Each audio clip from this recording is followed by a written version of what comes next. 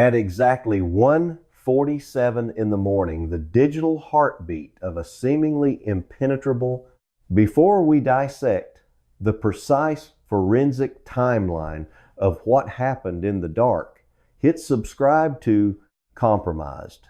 The doorbell camera, the primary digital witness for the front entrance, was completely dead. It had been offline for hours. This discovery instantly shifted the paradigm of the investigation. A wandering elderly patient does not disable a Wi-Fi connected security camera. A medical emergency does not sever a digital feed. The realization hit the responding officers with the force of a physical blow. This was not a rescue mission for a confused senior citizen. They were standing at the threshold of a highly sophisticated crime. The officers had to carefully breach the quiet house. They moved through the sterile environment looking for any sign of a struggle. They noted the medications left behind. The absolute necessity of those pills meant her departure was forced. Every room they cleared deepened the mystery. The Ellis Evidence Room. We do not do rumors here. We follow pristine condition of certain areas, contrasted sharply with the missing occupant. The investigators were forced to ask themselves how an extraction could occur with such apparent surgical precision. The timeline was expanding. The gap between 9:50 p.m. the night before and 12:03 p.m. the following day was a massive black hole of information. The detectives realized they were incredibly far behind the perpetrators. The criminals had a massive head start. The 50 officers securing the perimeter knew they had to find a starting. They began scrutinizing every inch of the property for the smallest deviation from the norm. The digital evidence was gone, but the physical world always leaves a trace. The silence of the house was deceptive. As the timeline, and we follow the facts tell, team meticulously scanned the front porch. The illusion of a clean extraction evaporated entirely. They were about to find the physical proof that the dead camera was hiding something far more brutal than a simple disappearance. The transition from a missing person case to a violent crime investigation hinged on a single devastating discovery waiting in the harsh Arizona sunlight. The detectives called for the crime scene technicians to meticulously process the exterior of the home. Every square inch of concrete and every surrounding bush was suddenly a crucial piece of the puzzle. The air grew thick with the realization that the missing woman was in grave. The family waiting for answers was plunged into an agonizing state of limbo. What began as a welfare check had morphed into a full-scale deployment of specialized units. The pristine neighborhood was suddenly swarming with marked us that the loss of signal at 1:47 a.m. was vehicles and yellow tape. The sheer contrast between the wealthy, quiet street and the frantic police activity underscored the severity of the breach.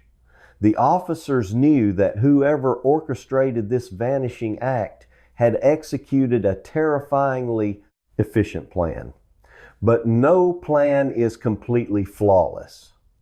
The investigators methodically pushed forward, determined to find single mistake the perpetrators left behind. And they did. The meticulously maintained facade of the Catalina foothills residence crumbled the moment crime scene technicians activated their forensic lighting. The sterile silence of the property was shattered by the undeniable presence of biological evidence. Investigators discovered bloodstains marking the front porch. The crimson trace did not stop at the threshold. More blood was found inside the residence. This was the point of no return for the investigation. Later, laboratory analysis and DNA testing would confirm the absolute worst case. The blood belonged to 84-year-old Nancy Guthrie.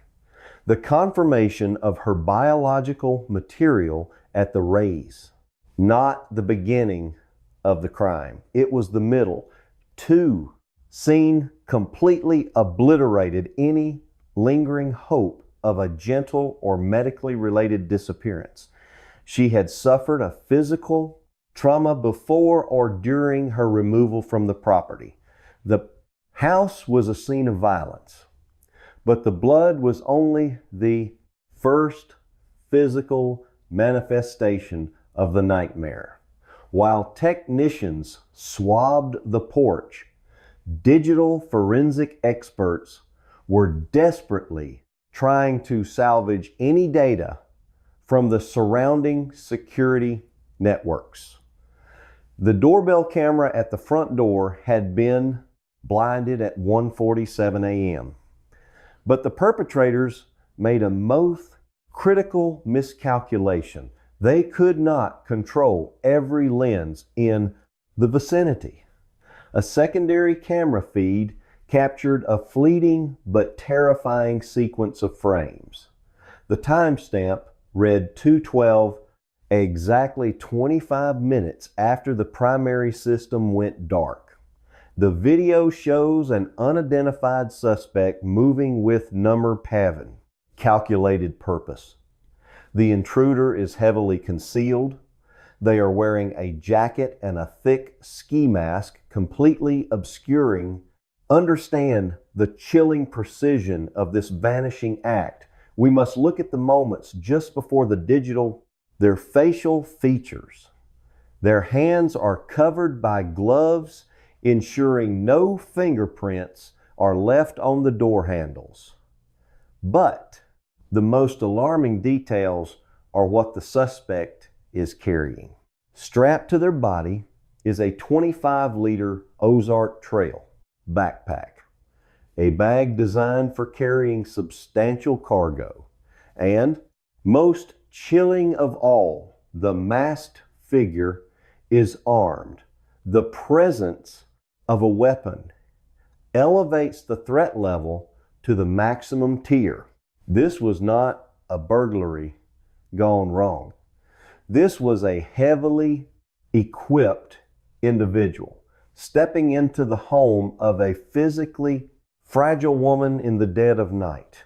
If you want to see exactly how we break down the forensic psychology of this 212, a house does not just go blind on its own. Footage, hit the like button right now. The visual of an armed, masked figure standing over the blood of an elderly woman is a profoundly disturbing revelation. It forces investigators to confront a horrifying narrative. The intruder spent at least 25 minutes operating in the dark after cutting the main feed. What were they doing inside the house during that window of time? The blood suggests a struggle or an injury, but the methodical gear suggests a cold and clinical of the 25-liter backpack is a specific volumetric detail. It indicates the suspect planned to remove items from the location. or perhaps they brought specialized equipment in. The combination of the severed camera, feed the armed intruder, and the confirmed DNA evidence paints a picture of a highly organized strike. The perpetrator came prepared for a tactical engagement. They wore gloves to defeat someone with intimate knowledge of the property made sure forensic dusting. They wore a mask to defeat facial recognition. They carried a weapon to establish immediate, lethal control over an 84-year-old target. The sheer disproportion of force is staggering. Why would a team or an individual go to such extreme lengths to extract a woman who could barely walk on her own? The timeline is now anchored by the gap between the 9:50 p.m. garage closure and the 2:12 a.m. sighting is now filled with the certainty of a violent confrontation. But the most agonizing question remains completely unanswered. After the masked figure was recorded at 2:12 a.m., where did they take Nancy Guthrie? The physical trail ends in the dark. The blood droplets on. No one would see what was about to unfold. The darkness was intentional. The silence was manufactured. And the porch tell a story of an exit that was not peaceful. Every red stain on the concrete is a testament to the brutal reality of that night. The investigators must map the exact distribution of the blood to understand the mechanics of the extraction. Was she carried? Was she dragged? The patterns hold the key to the suspect movements. The armed figure in the ski mask represents the ultimate boogeyman come to life. A phantom operating with impunity in a wealthy enclave. The authorities were facing an adversary who understood surveillance, blind spots, and physical intimidation. The terrifying reality was that the suspect had successfully vanished into the desert night with their captive. The investigation was about to collide with a wall of confusion and misdirection. The revelation of an armed intruder and confirmed biological evidence. Person sleeping inside was completely unaware that the countdown had already begun. For an 84-year should have sharpened the focus of the investigation into a laser beam of pursuit. Instead, the days following the abduction devolved into a chaotic spectacle of miscommunication.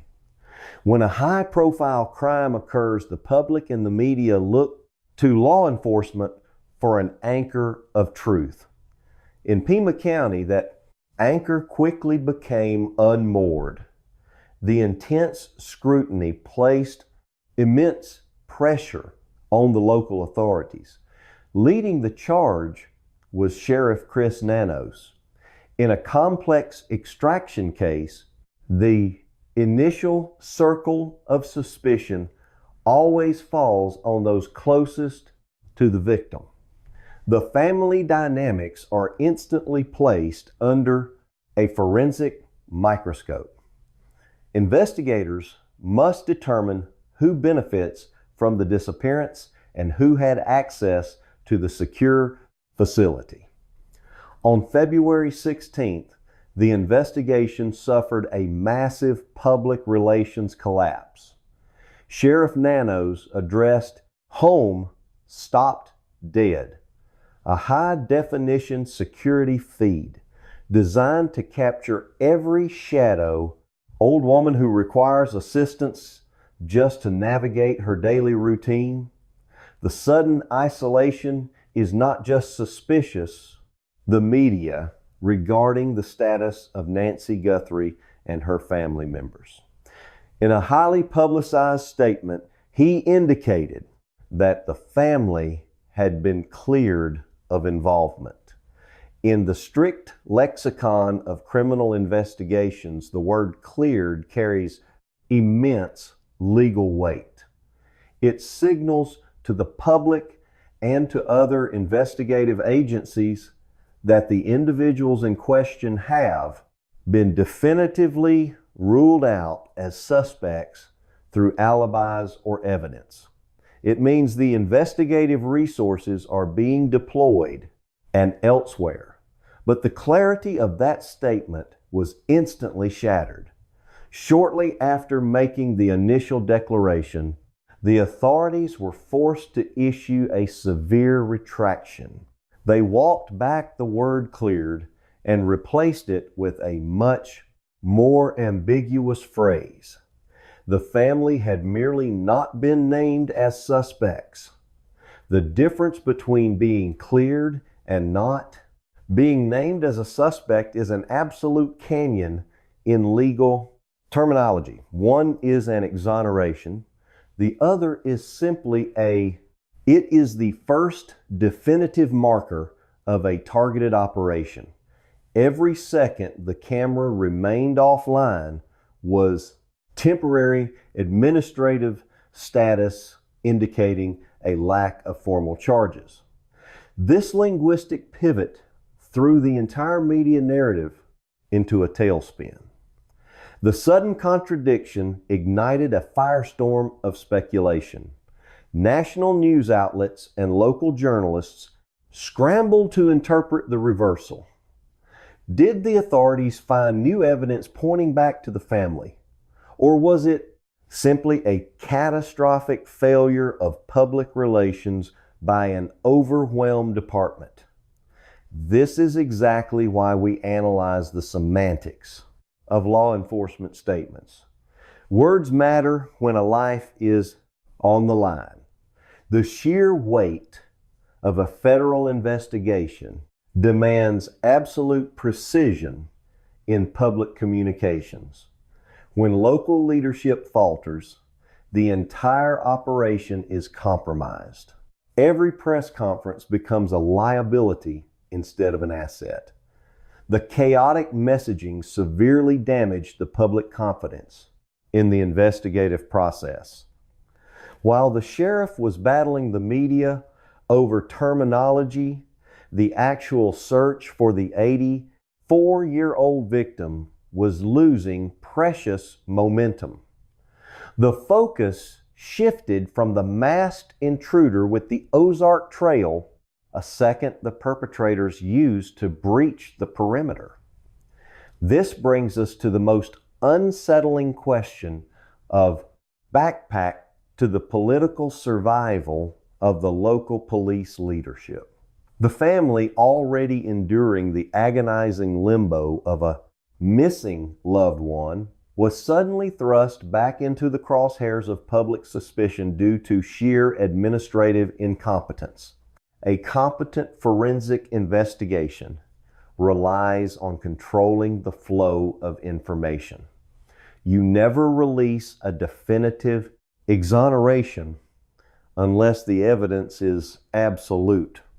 The backpedaling by the authorities created a massive vulnerability it gave defense attorneys future ammunition, and it confused potential witnesses who might have seen something but hesitated to come forward because they thought the case was moving in a different direction.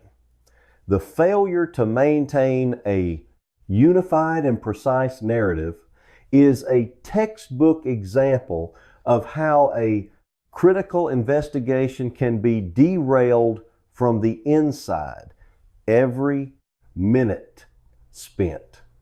Clarifying a botched press conference is a minute All what exactly occurred in the absolute quiet of the Catalina foothills after the Lynn stopped recording? Not spent tracking the 2:12 a.m. suspect. The tactical advantage. The kidnappers secured on the night of the abduction was now compounded by the disorganization of the pursuit. The public was left watching a slow motion disaster unfold on television. The credibility of the local authorities was fractured just when they needed the community trust the most.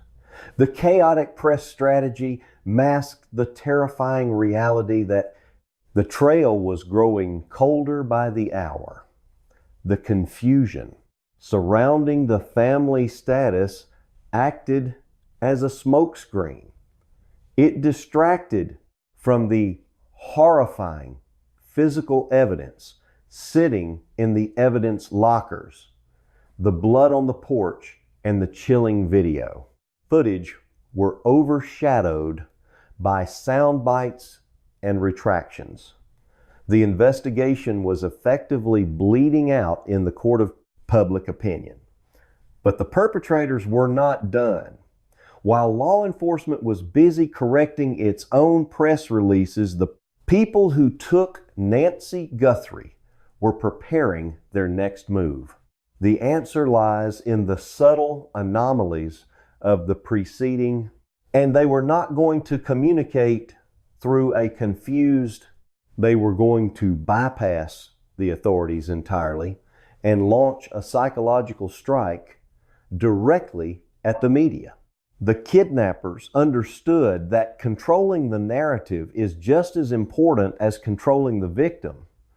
The missteps by the local sheriff provided the perfect vacuum of authority. The perpetrators were about to fill that silence with a demand that would completely change the trajectory of the entire federal investigation of silence until the kidnappers decided to speak. But they did not choose a private phone line or a secure drop site. They chose the spotlight. Letters began arriving at local news stations like KOLD and KGUN and even reached the offices. The routine actions that masked a looming threat. We of the tabloid giant TMZ. These were not typical ransom notes scrawled in haste. They were calculated manifestos demanding millions of dollars in Bitcoin. The choice of cryptocurrency is a modern evolution of the classic extortion plot. It allows the perpetrators to demand massive wealth while hiding behind the anonymity of the blockchain. By sending these demands to the media instead of the family, the kidnappers turned the search for Nancy Guthrie into a public hostage crisis. They were leveraging the power of the press to amplify the pressure on the Federal Bureau of Investigation. It was a psychological power move designed to show that they were in complete control of the narrative. Every news cycle that discussed the ransom was a win for the captors. They knew they have to step back from the dead camera and look at the last. Public would be captivated by the high stakes digital ransom. But as federal agents began to analyze the physical letters, they discovered something far more chilling than a simple demand for money. The authors of these notes possessed an intimate level of detail that could only come from someone who had spent extensive time inside the Catalina foothills property. The letters were not just demands. They were proof of surveillance. They contained specific references to the interior layout of the home and the exact routines of the 84-year-old victim. The kidnappers were mocking the very idea of a secure perimeter. They were demonstrating that even while the family slept, the predators were counting their steps. If you find this level of premeditation as terrifying as we do, make sure to share your thoughts in the comments. Confirmed sighting of a woman who was about to vanish into below. The investigation was no longer just about a missing, it was about an adversary who had weaponized the media to broadcast their dominance. The ransom notes acted as a secondary blinding of the authorities. While agents scrambled to trace the Bitcoin addresses, the kidnappers were watching the fallout from the shadows. They had successfully turned a private tragedy into a national spectacle. The letters were a calculated distraction, a way to keep the eyes of the world on the ransom while the trail of the 212 AM intruder grew colder. The complexity of the extortion scheme suggested a level of sophistication that went far beyond a simple kidnapping. This was a multi-layered operation that required technical expertise in digital currency and tactical knowledge of physical surveillance. The authorities were now chasing a phantom who was always 3 steps ahead, using the media thin air. The Catalina foothills region of Tucson, Arizona offers a fortress-like illusion of safety, wealthy residents to dictate the terms of the engagement. The transition from the physical crime to the digital extortion marked a new and more dangerous phase of the case. The kidnappers had proven they could breach the house. Now they were proving they could breach the entire legal system. As the ransom notes circulated, the focus of the investigation narrowed to a single haunting question. How did they know so much about what was happening inside that house? The answer to that question would eventually lead to the most significant breakthrough in the entire forensic timeline. And it would change everything the public thought they knew about the night Nancy Guthrie. Rely on heavily monitored enclaves to keep the outside world vanished. The true nature of the surveillance was about to be revealed, and the precision of the kidnappers was even more terrifying than the authorities first imagined. The breakthrough came not from the ransom notes or the Bitcoin trail, but from a microscopic analysis of the digital footprint left behind. In the hours leading up to the abduction, investigators returned to the central mystery of the 1:47 a.m. disconnect. While the primary camera had been disabled, the digital echoes of the breach remained. Federal forensic analysts discovered that the security system had been compromised from within the network. This was not a physical cutting of, whether it was a digital bypass that required specific access credentials. This discovery recontextualized every piece of OVE process. Evidence from the 2:12 a.m. footage to the blood on the crossing the Catalina foothills suddenly went dark. Who disables a doorbell camera at 1 at bay? Nancy Guthrie lived inside one of these highly secure porch, the masked figure in the ski mask with the Ozark Trail backpack was not a random intruder. They were an individual who knew exactly which digital tripwires to avoid. The most staggering revelation arrived when investigators cross-referenced the ransom notes with the victim's personal electronics. The letters specifically mentioned the location of an Apple Watch, a detail that only someone present during the extraction or someone with access to her private tracking data could possibly know. This was the peak of the perpetrator's arrogance. They were showing their hand. They had not just watched the house.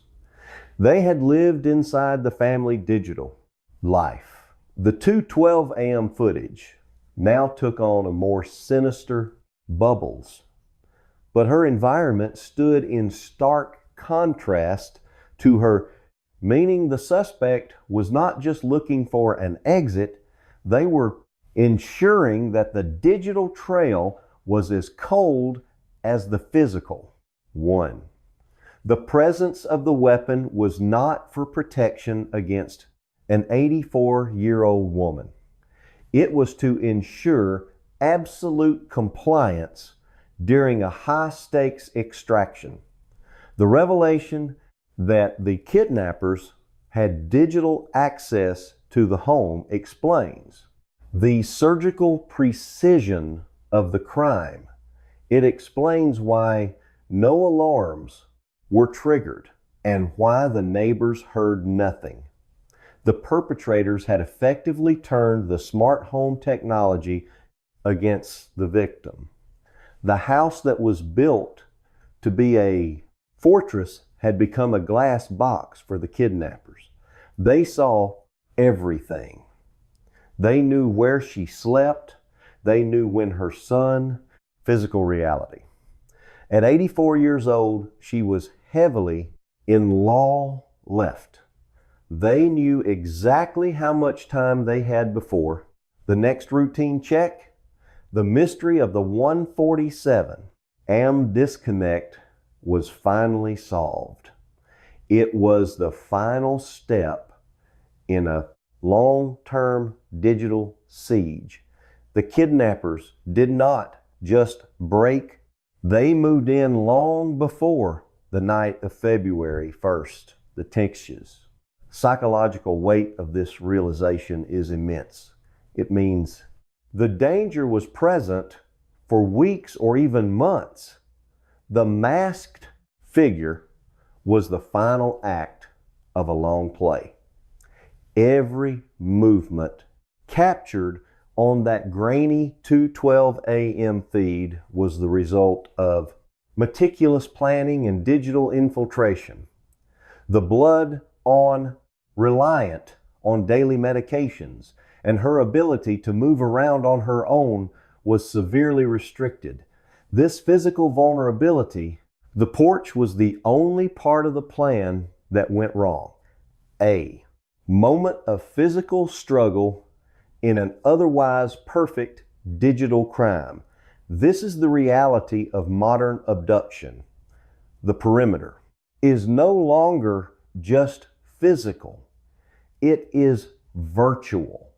And once the virtual perimeter is breached, the physical walls offer no protection at all.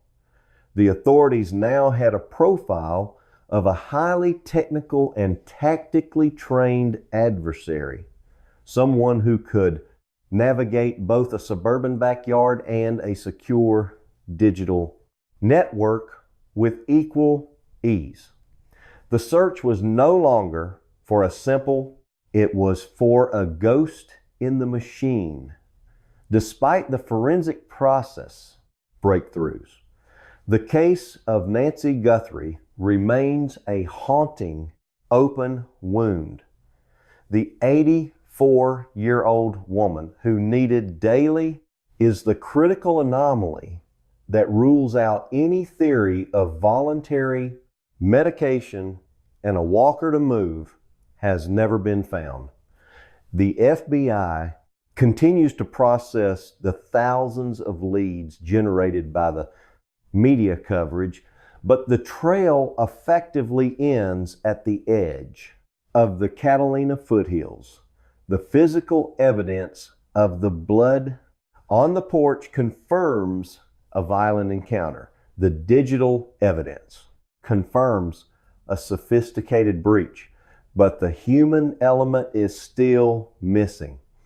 The ransom demands in Bitcoin have gone unpaid. As the family and authorities refuse to negotiate with phantoms, the masked suspect from the 2:12 a.m. footage remains unidentified. The ski mask and the gloves served their purpose perfectly, defeating every attempt at identification. The backpack they carried likely contained the only evidence that could truly solve this case, but it vanished into disappearance. A woman in her condition does not simply the desert alongside Nancy.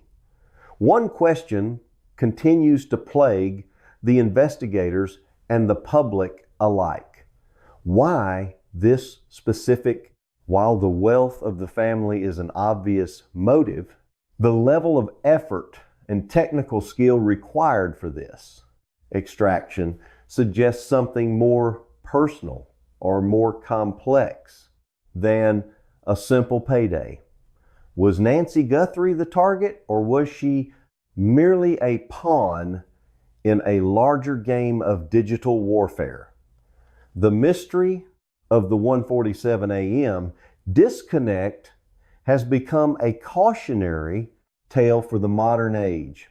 It represents the total failure of the systems we trust to keep us safe. The silence of the desert remains unbroken. And every Sunday that passes without Nancy Guthrie logging into her church service is a reminder: walk out into the desert night. She cannot. Any movement beyond her front door requires assistance. This medical reality of the void she left behind. The investigation is still active, the search continues, and the authorities are still waiting for that one piece of information that will bridge the gap between the digital evidence and the physical recovery. Until then, the case stands as a terrifying example of a perfect crime executed in the age of total surveillance. If you have any information regarding the Ozark Trail backpack or the events in Tucson, please contact the local authorities immediately. Every detail matters when trying to bring a victim. The abduction of Nancy Guthrie serves as a critical case study in the vulnerability of the modern private life. From a forensic perspective, it highlights a phenomenon known as target hardening failure. The Guthrie family had invested in the highest levels of residential security. They had frames everything that follows. On the evening of January 31st, 2026, there was no indication that the cameras, they had the fortified perimeter, and they had the routine. But this case teaches us that the more we rely on digital security, the more we create new points of entry for sophisticated predators. What this case teaches us about the evolution of crime is that the battleground has shifted from the physical entry point to the network layer. The 1:47 a.m. disconnect was not a failure of the camera hardware. It was a failure of the network security. Analytical observation shows that the kidnappers exploited the very technology meant to provide peace of mind. They used the smart home system as a surveillance tool for their own purposes. This case forced law enforcement agencies to rethink her secure world was about to shatter. The timeline is anchored approach to high-profile abductions. It moved the focus from traditional detective work to a hybrid model of physical forensics and deep network analysis. The psychological portrait of the offender is one of extreme patience and technical literacy.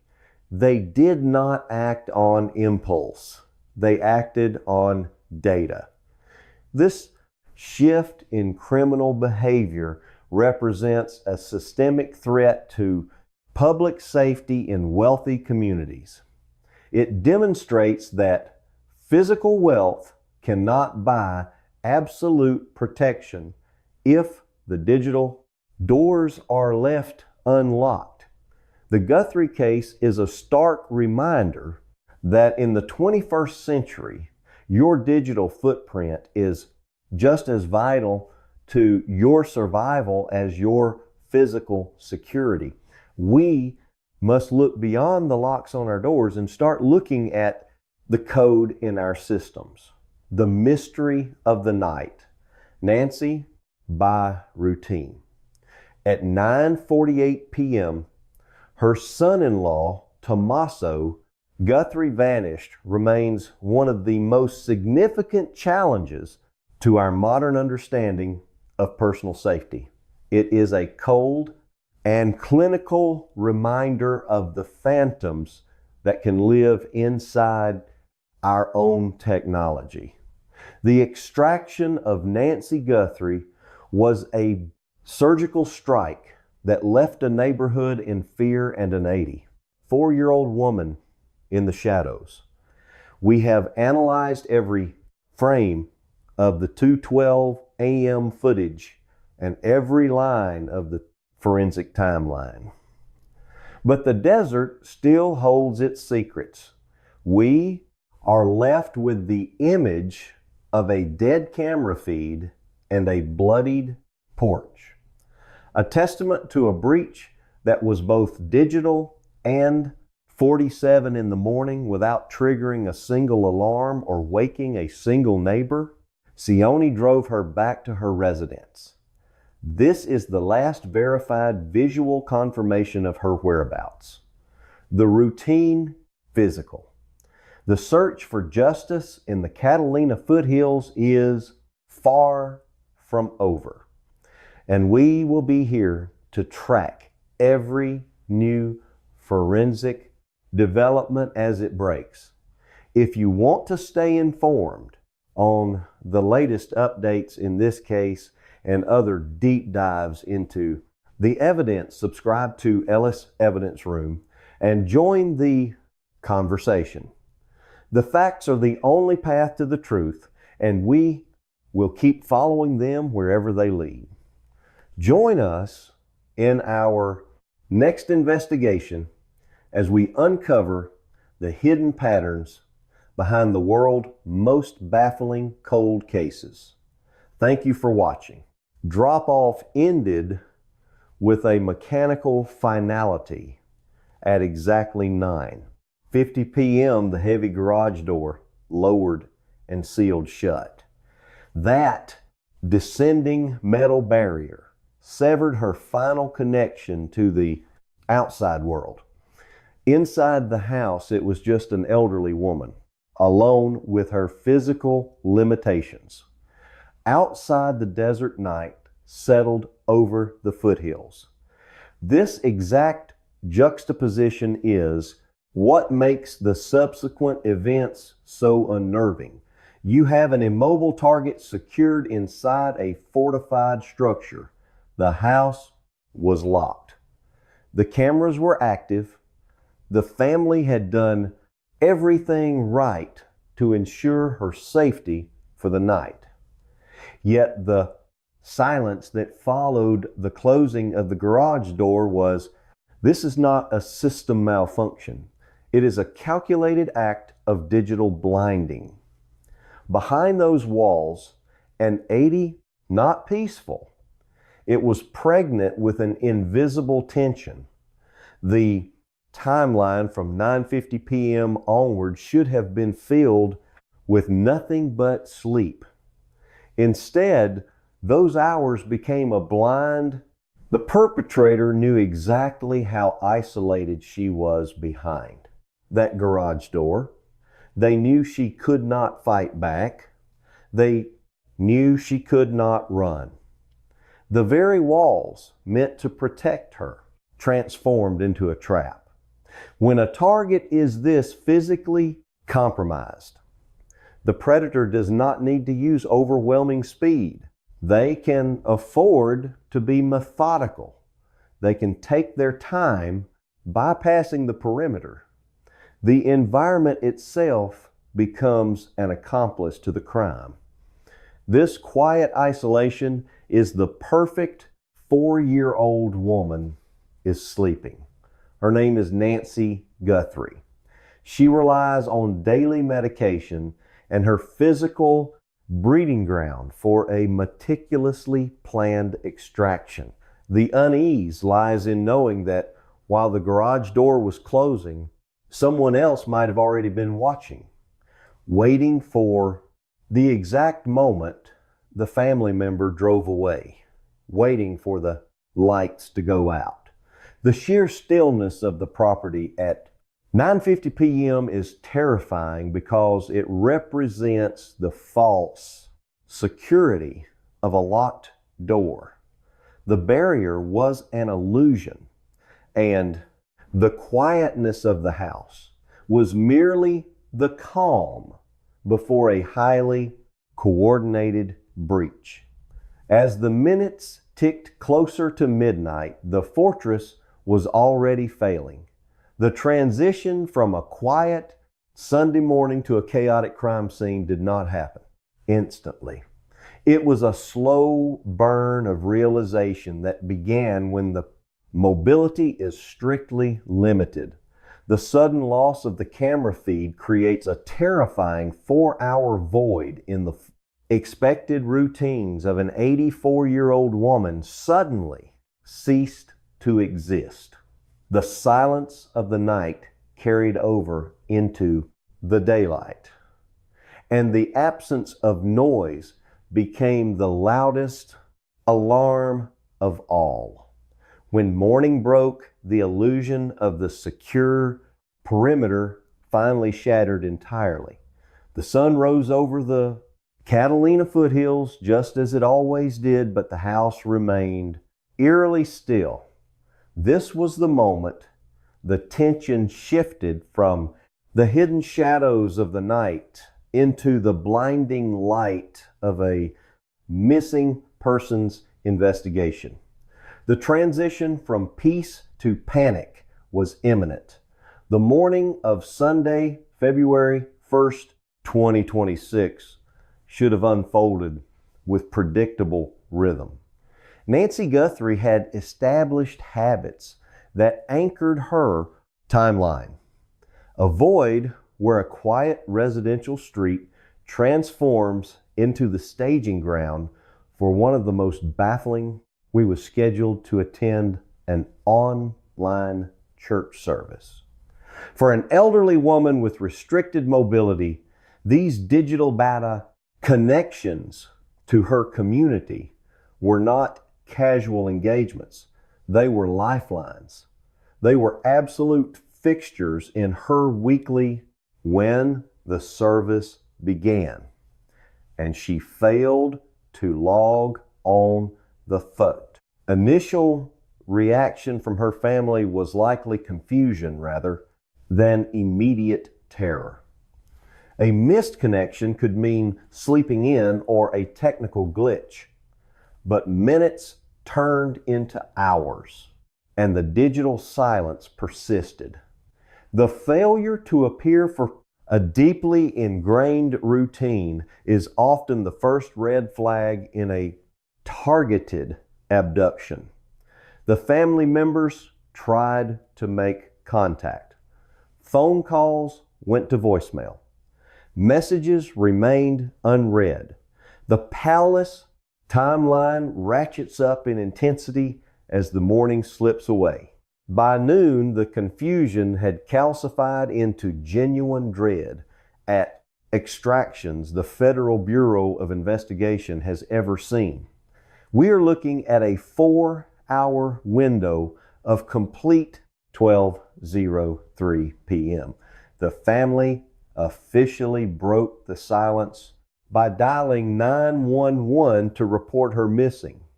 This exact timestamp marks the moment the private nightmare became a matter of public record. Law enforcement dispatchers received the call for a missing 84-year-old female in the Catalina foothills. The initial response to an elderly missing person often leans toward a medical emergency or a wandering scenario, but responding officers were stepping into a situation that defied standard protocols. When patrol cars arrived at the residence, the quiet exterior offered no immediate answers. There were no shattered windows visible from the wind.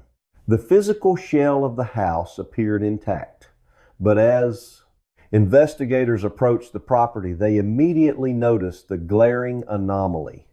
The security infrastructure had been